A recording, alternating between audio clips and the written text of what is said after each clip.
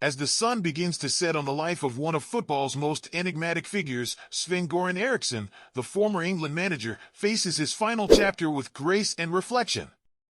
In a poignant farewell shared through a new Amazon Prime documentary titled Sven, Eriksson opens up about his remarkable life, his career's triumphs and controversies, and the complex legacy he leaves behind. As he prepares to say goodbye, Eriksson's message to the world is one of acceptance, humility, and gratitude, a final note in the symphony of a life lived under the brightest of lights and the darkest of shadows. Sven-Goran Eriksson's name is etched in the annals of football history, not only for his achievements on the pitch, but also for the headlines he generated off it.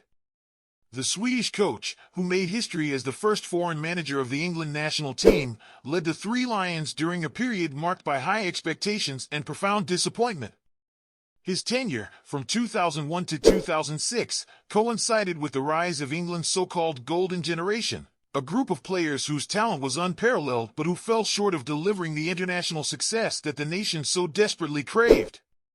Yet, despite the controversies and criticisms that followed him throughout his career, particularly his well-publicized affairs with much younger women, Eriksson remains a beloved figure to many, remembered for his calm demeanor, tactical acumen, and the human touch he brought to the beautiful game.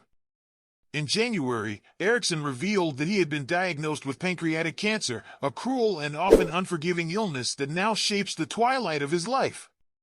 With time slipping away, Eriksson has chosen to confront his mortality head-on, sharing his thoughts, regrets, and hopes in a deeply personal documentary. As he reflects on a life lived in the spotlight, Eriksson's words carry a weight that only those nearing the end of their journey can truly understand. His message is not just a farewell to his fans and colleagues, but a meditation on life itself, its joys, its sorrows, and the inevitability of its end. The documentary, aptly named Sven, offers an intimate look at Eriksson's life, tracing his journey from a small town in Sweden to the pinnacle of international football. It is a story of ambition, success, and the price one pays for living a life so intertwined with fame. Throughout the film, Eriksson candidly discusses the choices he made, both good and bad, that defined his career and personal life. His coaching legacy, particularly with England, is revisited with a mix of pride and regret. While he led the national team to 3 consecutive quarter-final appearances in major tournaments, he never quite managed to bring home the silverware that many believed was within reach. But Sven is more than just a retrospective on a football career. It delves into the man behind the manager, exploring the private struggles and public scandals that shaped Eriksson's life. His affairs, which dominated tabloid headlines during his time with England, are addressed with a level of honesty and introspection that is rare. Eriksson admits to being stupid for his indiscretions, particularly his highly publicized relationships with Ulrika Jonsson and Fariel Lam, which caused significant strain on his partnership with longtime girlfriend Nancy Dell'Olio. Despite the pain caused by these relationships, Eriksson remains unapologetic about his belief that sex is one of the good things in life, insisting that while he made mistakes, he committed no crime.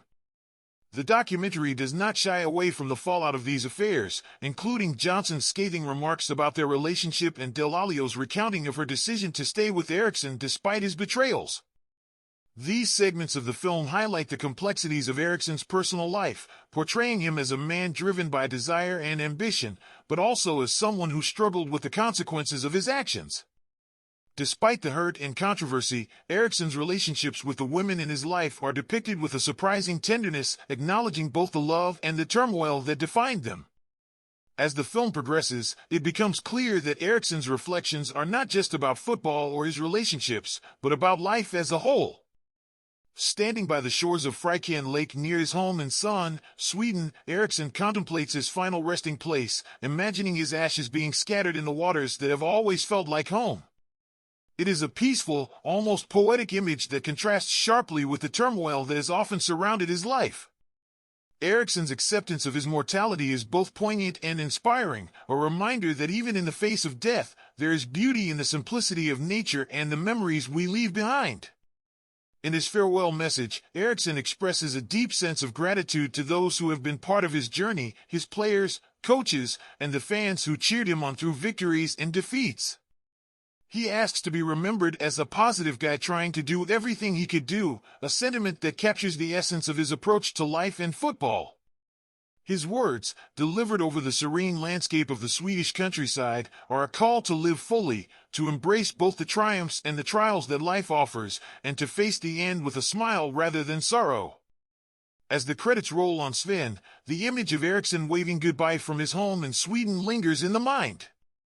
It is a fitting end to a documentary that not only chronicles a remarkable career but also offers a window into the soul of a man who has lived through it all, the highs and the lows, the successes and the scandals. Sven-Goran Eriksson may be saying his final goodbyes, but his legacy will endure in the memories of those who watched him lead, who shared in his victories and defeats, and who now share in his final reflections. In the end, Eriksson's story is not just about football or fame, it is about the human experience, the journey from life to death, and the hope that, when all is said and done, we will be remembered not for our mistakes but for the good we tried to do.